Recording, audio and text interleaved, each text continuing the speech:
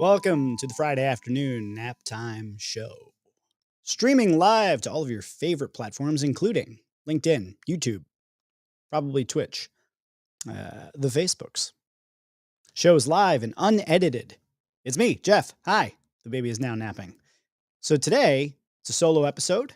It's just going to be me. I'm going to talk about some things that have been on my mind. I think they're interesting. We're going to talk about podcasting.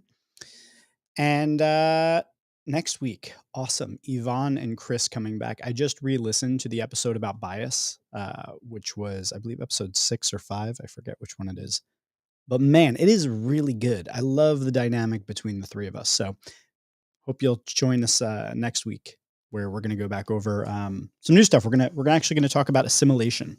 We had some scheduling issues, so we had to push back a couple weeks, but we're all coming back. It's going to be pretty awesome.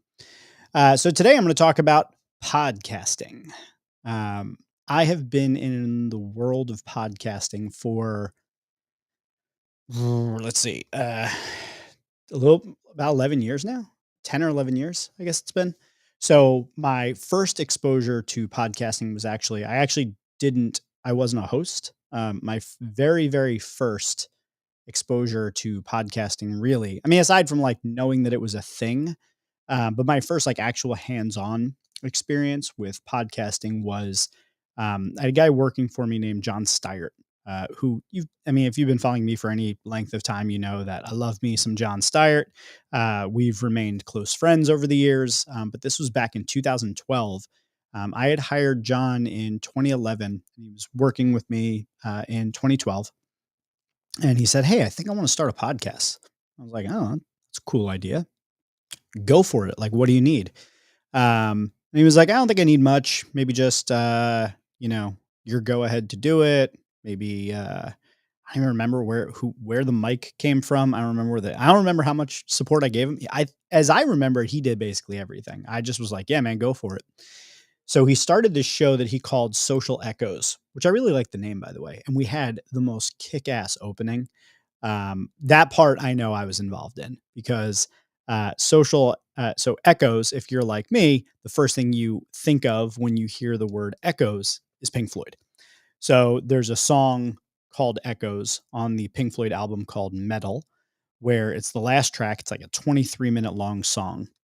And it actually perfectly syncs up with the third part of 2001 Space Odyssey. I don't know. For anybody out there, if you know, you know, I guess. So anyway, it's like this really, anyway, I won't go too deep into it, but point being was it was a really interesting and awesome opening. And I'm actually in the process of re-uploading all of those episodes to my hosting account so that the archival versions are all available. They're all still on YouTube. So if you go to the True Voice Media, YouTube is still out there in the world.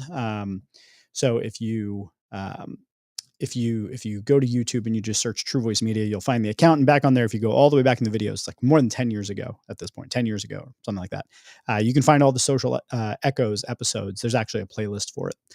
And so anywho, my first exposure to podcasting was John doing this podcast, and I was actually a guest. I was the 7th guest, but we called the episode 6.5, and we called it the Echo Chamber. So there was John and I talking about social media and like what was going on in the world. It was like a 54-minute episode, something like that. And that was my very, very first time ever being behind the mic in any way whatsoever. Like I had never hosted anything before. I had never been a guest on a podcast to my recollection. I mean, we're talking early days of podcast at that point. And I really liked it. And I saw John would get these guests that I was like, "Yo, how are you doing this, my man? Like how," because when he said he wanted to start the podcast, I was kind of like, I mean, okay, go for it. Like have fun talking to yourself or like, talking to, I guess, rando people that we know. But I mean, we're talking like heyday social media days. And again, if you know, you know, like he had Chris Brogan on, Jason Falls, Frank Eliason. I mean, we're talking people that were either case studies, thought leaders, or like the creme de la creme, Mitch Joel, who I talk about a lot as being a major inspiration for me as a podcaster and how I approach podcasting. And he would just have these people on and talk to him about social media. And one day I remember asking him, this was like a pivotal moment for me in podcasting. I was like, how are you getting these guests? And he was like, I just ask them. I just ask them if they want to come on my podcast. I reach out and I was like, yo, because at this point, I'm early in social. He's early in social, and I generally have no like fear of reaching out and talking to people. But John just did it, and I was surprised by that because these people were in the industry. They were kind of larger than life, a lot of them. Like Frank Eliason with Comcast Cares was like a case study that you could not avoid. So I just asked him, and he was like, "Yeah, I reach out to them and I ask them if they want to be on the podcast, and they say yes." And that was like a mind-blowing, like, phase shifting moment in my life because I realized, wow, you could just start a podcast and ask people to come on and they'll come on and talk to you. You get to talk to brilliant people. So I was really intrigued from that point.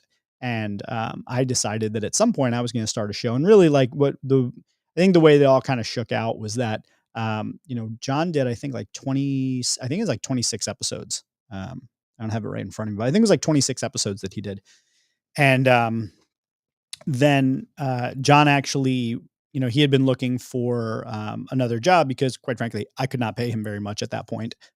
Always loved working with John. Like, wish I could have kept him forever, but I was barely feeding myself in those early days.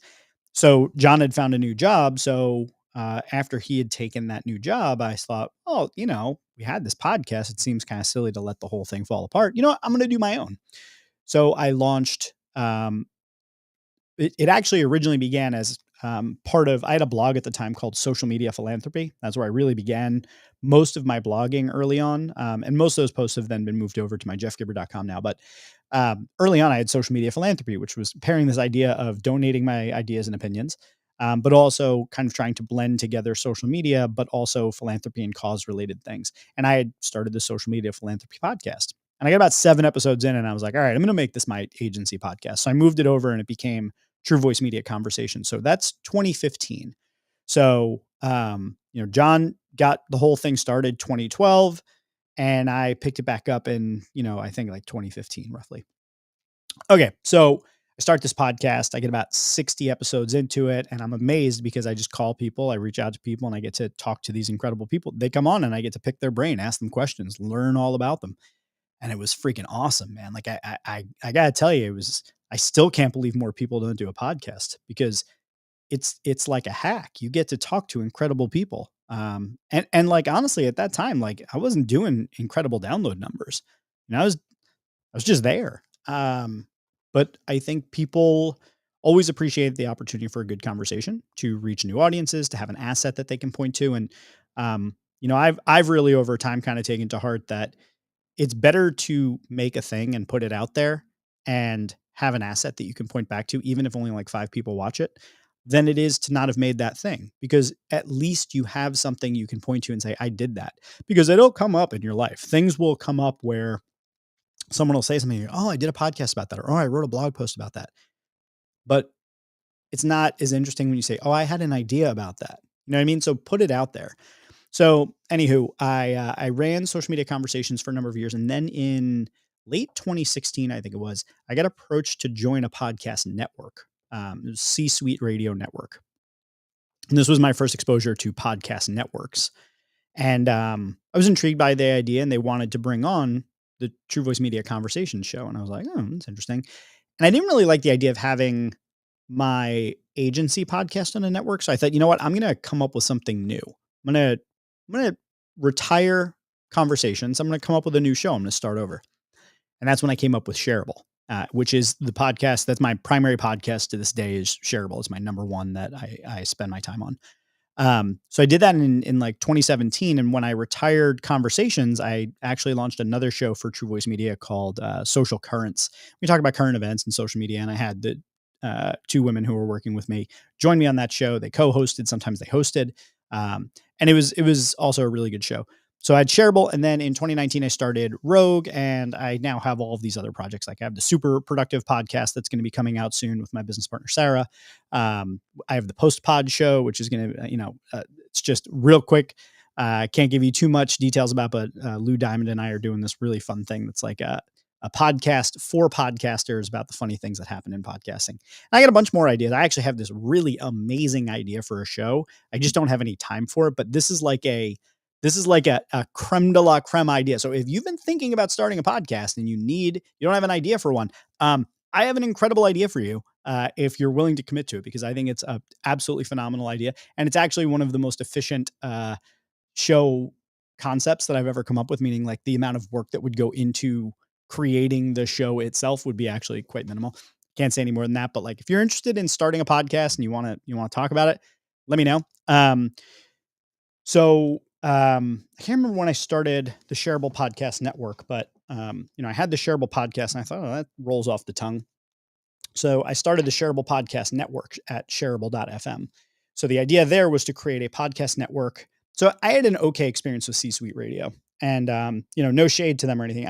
It didn't give me what I felt like I was expecting to get from it, and I always came out of it thinking like, oh, I could probably do this better. I mean, like classic entrepreneur stuff, right? Like always thinking, oh, we can improve that mousetrap. So I thought, what if I made a podcast network that was built by a podcaster for podcasters so that it helped podcasters with all of the aspects of running a great show, from creating a great show concept to having an efficient workflow for going from pre-production and guest booking into production and post-production and promotion.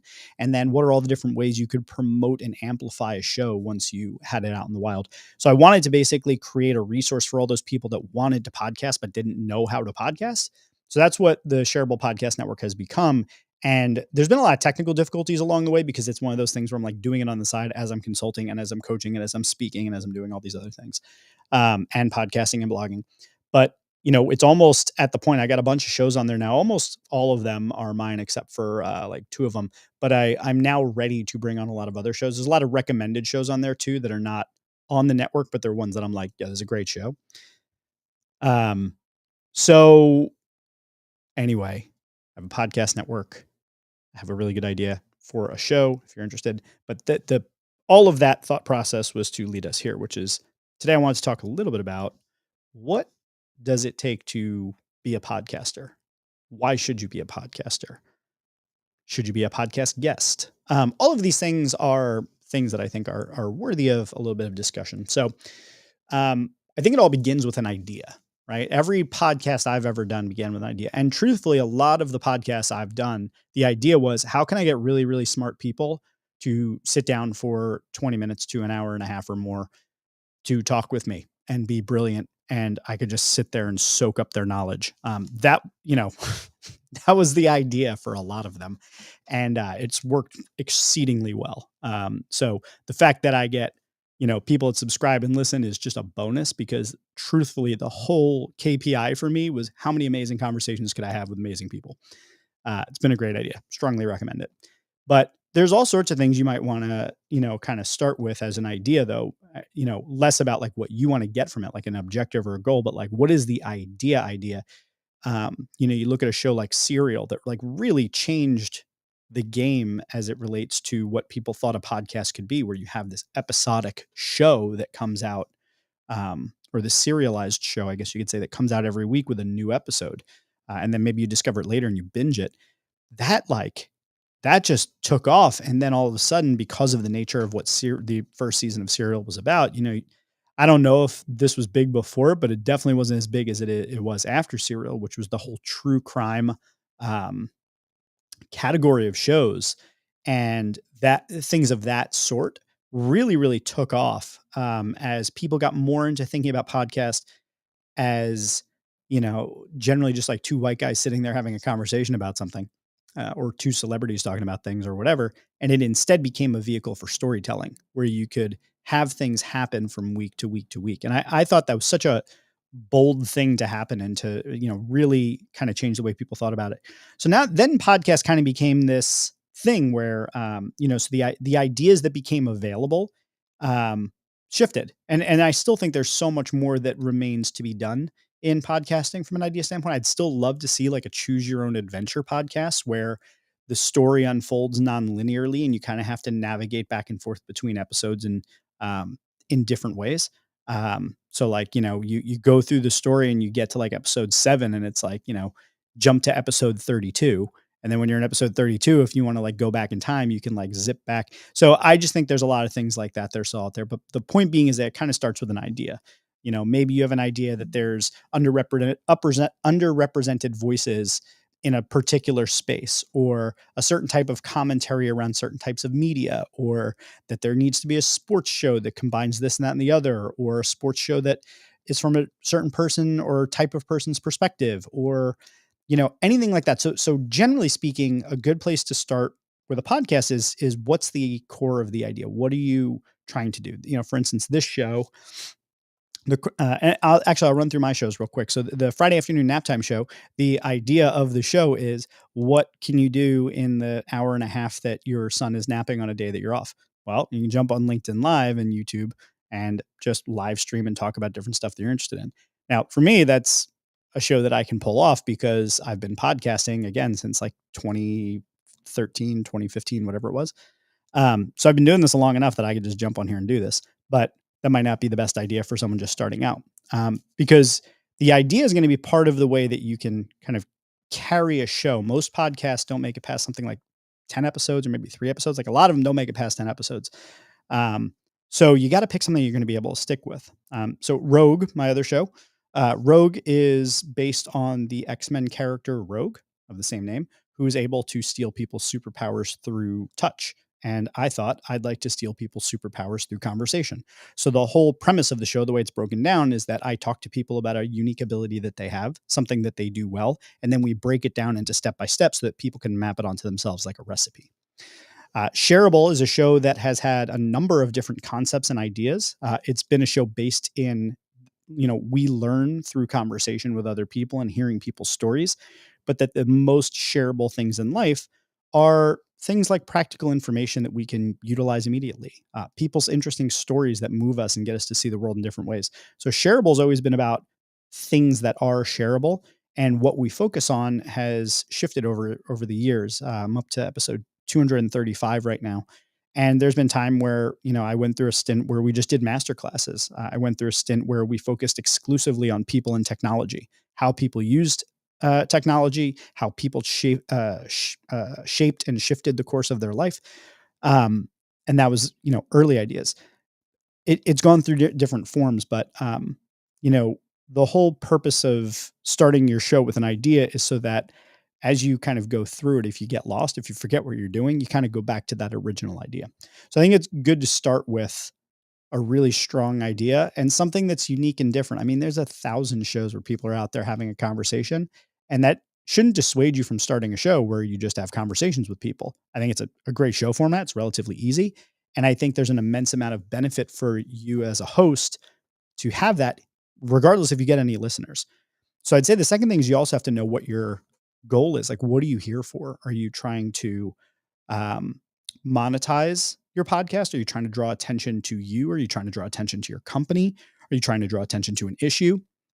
So, like, what are you hoping to accomplish? How will you measure that? What's that going to be about? I've never really cared much about monetizing my show, even though I've made a pretty decent sum of money from podcasting over the years.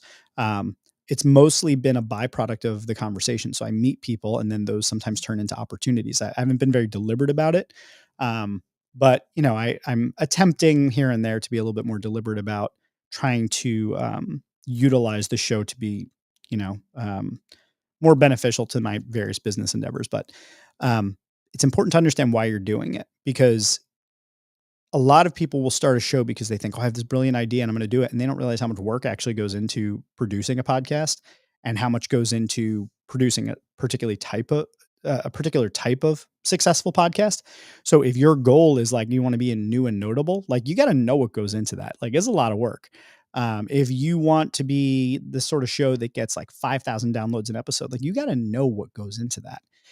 If you're the type that wants to be able to talk to people like Michael Jordan and Wayne Gretzky, like you got to know what goes into that.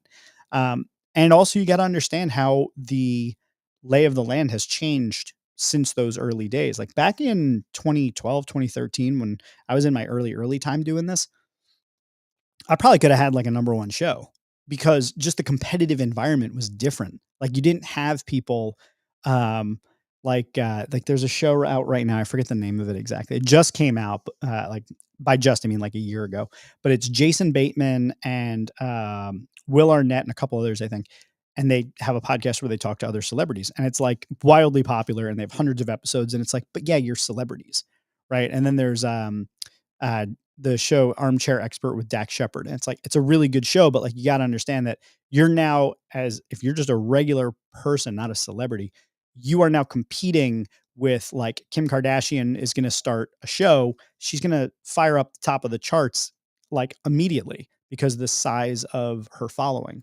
Right. So it's a different world now. Podcasting has become something where smaller shows are going to it's going to be really tough to get out of the shadow of the larger shows and the celebrities. So it's really important to set your goals in the right place. You don't have to be a huge show to make money. You don't have to have a huge show to derive value from being a podcaster. You don't have to have a huge show or lots of subscribers or followers for your show to be valuable to promoting you or your business. So, but it's important to get really, really clear on why you want a podcast in the first place. For me, it remains the same always. The reason I like podcasting is I like talking to people. And I like to think I'm a pretty creative person. So I like to make stuff. I like to make stuff and put it out in the world. I have a bunch of short-term, short-lived projects. I have things that have gone, 7 to 10 episodes, and then I like abandon it and I go do something else. Um, that's fine. It's not a failure to stop doing something sometimes, but you have to know why you're doing it, right? So because for me, I'm not trying to, get 1 million subscribers. I'm not trying to make $1 million from podcasting.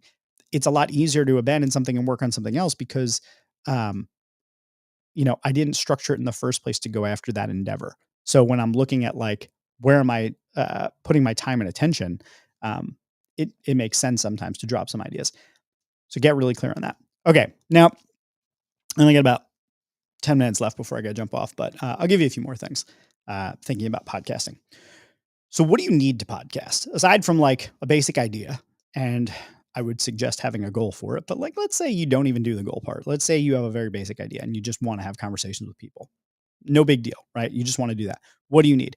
You need recording and hosting. So by that I mean like you need an iPhone or you need a microphone and a computer or you need some way to capture your voice and put it into the world, out into the ether, out into the internet. And it's become very easy to do that. You can use a program like Anchor and you can just do a podcast right from your phone. But you can also go more full tilt and you can invest in your equipment and you can do more. And there's a lot of things you can add to that. But at the very least, you need like a way to capture your audio and a way to upload that audio to some form of hosting. Again, there's free things like Anchor, which I don't recommend, but it does exist and it's a good way to get started. Which to that point, I think the most important thing, if this is your first time doing it, is just get started. Just record episodes, get your feet wet. You got to get really clear on what it means to do this work, because it's not something that you're just going to like do and check off your list and you'll be done with it. It's like a thing you ongoingly do. Like even if you're planning seasons of 10 episodes, like there's a process that goes into that. You got to understand what's the flow of your episode. Do you have guests? Do you not have guests? Is it a monologue?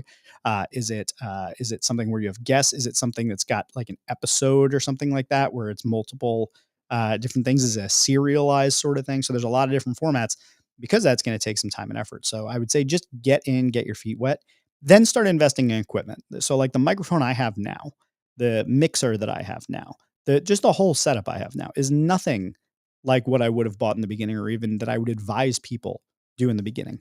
Like I said, I'm uploading archived versions of some of my older stuff and I'm listening to the audio. I'm like, oh, sweet God, that's horrible. I cannot believe that I put that out in there.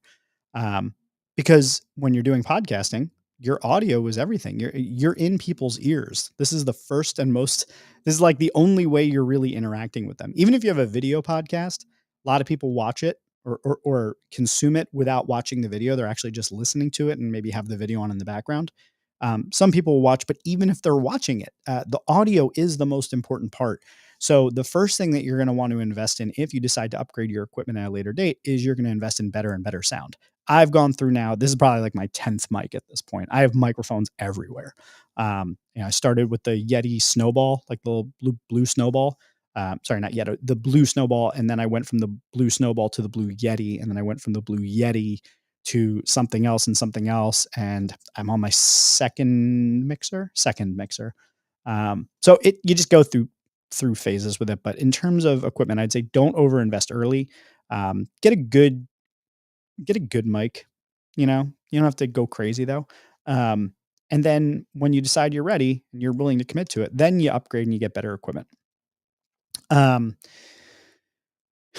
Another thing I've learned over the course of being a podcaster is you always have to be updating and refining what you do. Like always be looking at like how to make the show better. Understand like where you as a host can ask better questions, where you can shut up and listen more, where you can intervene when it's necessary. So always be refine the concept, refine your process of um, the pre-production, the production, the post-production, constantly be looking for making it better and more efficient. The efficiency piece is a really big part of this because it takes a lot of time to be a podcaster, even if you're efficient. I mean, a lot of my shows I've tried to structure in ways where I basically do the episode and I've gotten to the point where there's not a lot of editing with it because we just have a conversation and I kind of have my markers throughout the course of the episode to be ready with. So at the end, when I have that audio, we just got to drop it into like GarageBand, and I've got an intro and I've got an outro, and then it's done. But even that, you take the time to record the episode, the time to import it into GarageBand, to make a few clippings here and adjust the rubber bands and such, export it, and maybe I also optimize the audio using a program called Hindenburg, and even that will take, 20, 25, 30 minutes, which if you think about it, that's a pretty decent amount of time still. And you still have to, upload it and make sure that it's ready to go out. And then you got to make sure that, so there's time that goes with it, but always be refining and looking for the ways you can make that more efficient. All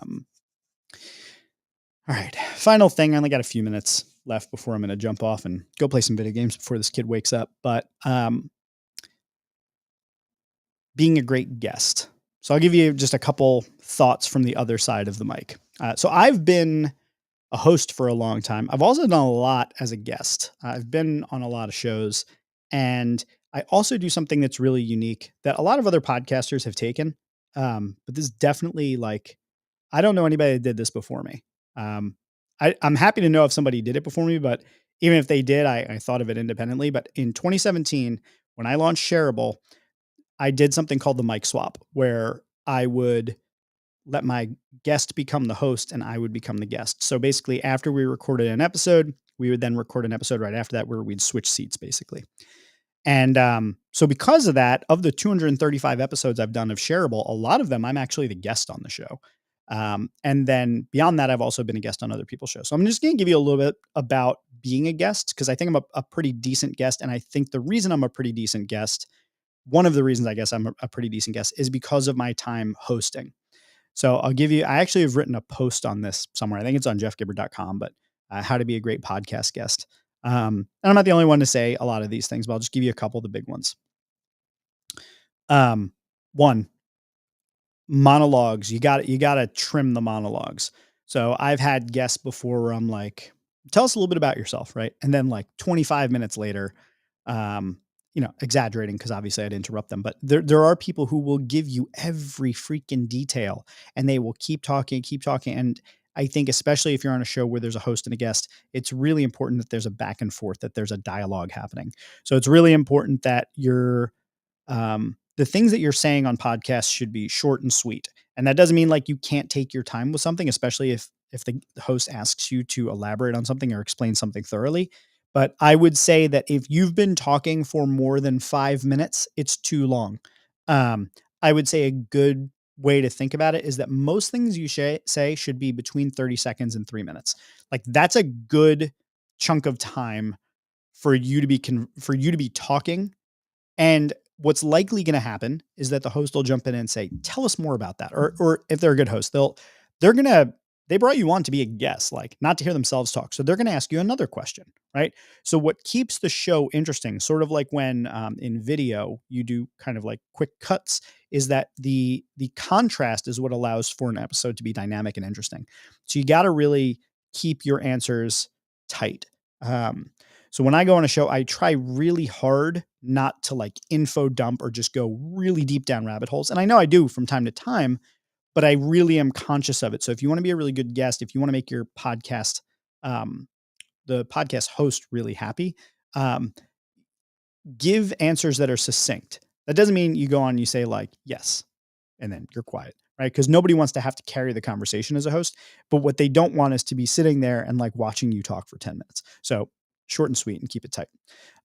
Second thing I'll say is make sure you're in a quiet location. If you can, have a good mic. Please try to have headphones.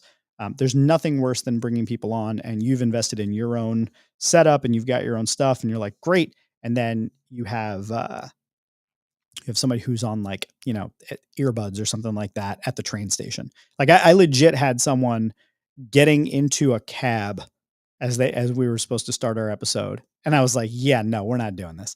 So, yeah, just be respectful of the host, try to have good equipment, try to be in a quiet location, try to wear headphones. Like if you do all those things, like that's kind of a little bit of the bare minimum. Like, I know for me, I love when my guests show up and they have like awesome equipment and they're in like a nice quiet space. I'm like, yeah, this is going to be great. Cause that's one thing off of my mind now. I know you got that covered. Um, I would say, have your key talking points tight, right? Like you don't have to have everything tight because you can't expect everything that a host is going to ask you. But if you have something like if you're on a promoted book, let's say, you should know your points about your book. At the very least, you should have like a few shticks that you're like able to just crush it. You know exactly what those things are. And that's one of the challenges with that, as I can tell you as a host, is that I don't like doing when an author is on like their book tour, right? And I recently did my own book tour. You don't want to keep saying the same things over and over, and you don't want to basically reproduce a podcast that someone else did. Um, so you want to make sure you have as a guest, you have a few core things that you do really well and that you can say as nice tight stories. So that's, I think, a really important thing. When you get asked, for your contact information, where you go, it's really good if you only have a few of those. Like I love when guests come on and they're like, my email is this and my website is this. Right. But if you're like, my email is this, my website's this, my Instagram is here, and you can catch me on LinkedIn here, and you can go to Facebook to get me here, and you can download our free, like try to limit it to like 3. Keep that nice and short and sweet. Um, what else? I got quiet space. I got keeping your stuff nice and tight, knowing your talking points. I would say this is a funny one, and I don't know if this is like every podcast host gets this, but so like this is definitely not trying to be a humble brag, but um, I've had a lot of my guests will say that's a good question, right? And sometimes it's a spontaneous question that I've asked. Sometimes it's a question that I ask every guest. Like I start off every episode of Shareable, I say, "What's the dent you wish to make in the universe? Why are you here? What are you here to do?" I've heard people say that's a good question. I'm like, I know I ask it literally every episode. That's no shade to anybody that said that. I'm just giving it as an example. So the reason I bring that up is if your host is asking you great questions, that's awesome. But I also would be cautious about limit it to like 2 or 3. 3 even it starts to feel like it's pushing it. But I've had guests who come on and they'll say it after almost all of my questions. That's a really good question. That's a good question. That's a good question. It's a really good question. And you ask a good question, and it starts to become a little bit of a distraction. So it's not just that, but it's anything where you have um, anything that repeats too much and that the repetition isn't based in trying to make a point, right? Like if you watch Simon Sinek's The Golden Circle TED Talk, he says people don't buy what you do, they buy why you do it, right? He mentioned that a bunch of times, but that was deliberate, right? But if I noticed myself in a couple of my episodes as a host, or maybe it was when I was a guest, I don't know, maybe both, but I would say absolutely, absolutely, absolutely, absolutely. I said absolutely probably 75 times in the course of this episode. I listened back and I absolutely hated it. So just be really careful about, especially if you're doing a tour and you're going on a lot of podcasts, just listen back to yourself, figure out what's the thing that I keep doing that could be potentially distracting. So there's just a couple tips on how to be a really great guest. Hopefully gave you some things to think about being a podcaster if you're interested into it. And then the final thing I'll just leave you with before I jump is why should you start a podcast? I said it at the beginning, but I think one of the best reasons to start a podcast is because you get to talk to great people. And that's, you don't necessarily have to have guests, but if you decide to do a guest show, that's probably the best reason. The second reason to start a podcast, and I mentioned this earlier, is it's an asset you can put out into the world. It's a thing that you can point back to, right? So I just jumped on here while the kid's napping for the last 35 minutes, and I've just been literally just rambling about podcasting, and telling you about what is an actual real decade of experience doing this. Things that I've learned, things that I like, things that I don't like, things that I've seen on both sides of the mic. And someday somebody is going to ask me about podcasting, and I'm going to be able to say, "Let me send you this." It's a may not be my tightest and best work, but again, it's Friday, kids napping, about to go play some video games, and just felt like jumping on and talking about this. So, but the point is, I have an asset now, and I can send that to people. So if you think about your company and you come up with the 10 things that you need all of your clients to know about, or all of your prospective clients to know about, and you create 10 episodes to address each of those 10 things, look at that. Your sales team now has 10 resources. Your marketing team can now chop that up into multiple pieces, and they can disseminate it across all of your other marketing channels. So I would really strongly advise starting a podcast, because it's a thick piece of content. It's a big piece of content that can be atomized and chopped up. And it's also something that, in general, people look to as being an authoritative piece of content. A good friend of mine in the podcasting space, Doug Sandler, from the Nice Guys on Business podcast, he says that you put a mic in front of people and it's like truth serum. You get a mic in front of somebody else that you're talking to, and they're going to tell you all about it. Whatever questions you ask, they're going to answer it. And I think that there's just a lot of value in that. So I'm a big proponent of podcasting. I love doing it. I love talking to people. I love jumping on and doing this thing. And I strongly advise that if you are curious about it, if you're interested in it, if you want to talk about it, I'm always open to talk about it. Like, feel free, hit me up. If you're on LinkedIn, if you're on YouTube, I'm probably not going to see your comment. I'll probably see it on LinkedIn, but reach out to me. I'm easy enough to find, but if you go to me@jeffgibbard.com, or don't go there, but email me at jeffgibbard.com, or reach out to me again on LinkedIn, best way to get in touch with me. But I'm happy to talk to you about podcasting and my experience. Happy to give you some ideas, happy to listen to your idea. And if you're one of those people early on that caught me saying, like, I have this really kick-ass idea for a podcast, and you're interested in podcasting, and you're like, maybe I would take that over for you, reach out to me, because literally the idea is too good to waste. I got to do something with it. I got to find somebody who's willing to host this incredible idea that I have. So, there's a window of time here. Like, we're talking like there's maybe 3 to 6 months where this idea is just going to be fire, and it's going to hit hard. So if you're interested in starting a podcast and you need a good concept that will absolutely be fire, I got one for you. I think it could spin into an empire too. That's another thing for another day. Anyway, I've been here long enough. I have NHL 23 waiting for me right here. I'm in the middle of a franchise, in the middle of the season, and I got to go deal with that. I got to go lock in a few more wins. Trying to get the scoring title. So thank you for tuning in, whether you were tuning in live or whether you listened or watched after the fact. Any of those, all good. Make sure to follow me on LinkedIn and subscribe to me on YouTube if you want to catch the show live, or you can just subscribe on Apple Podcasts or wherever you get your podcast. If you look right here, down here, if you're watching, you can see right there, shareable.fm. I don't know if, let me put my hand behind it so you could better see it. But shareable.fm. Sorry, I'm really light skinned. That probably doesn't help. Shareable.fm/nap-time is this show. You can find links to Apple Podcasts, to Spotify, to Google Podcasts, to Stitcher, all the different places where I have this. You can find it. You can subscribe to that there. I do this every Friday. I didn't do it last Friday, but I do it almost every Friday while the kid's napping, and talking about stuff that's going on and what I'm interested in. So you can listen in live. You can catch after the fact. Thanks for your attention and or feedback. Anybody that has written to me or has given me any feedback on an episode, love you, appreciate you. You're awesome. Very good looking people. And I will see you next week once again, once the baby falls asleep. So thanks so much. Oh, and tune in next week, because I got Yvonne and Chris coming back. We're going to talk about assimilation. It's going to be awesome. And catch the episode we already did on bias.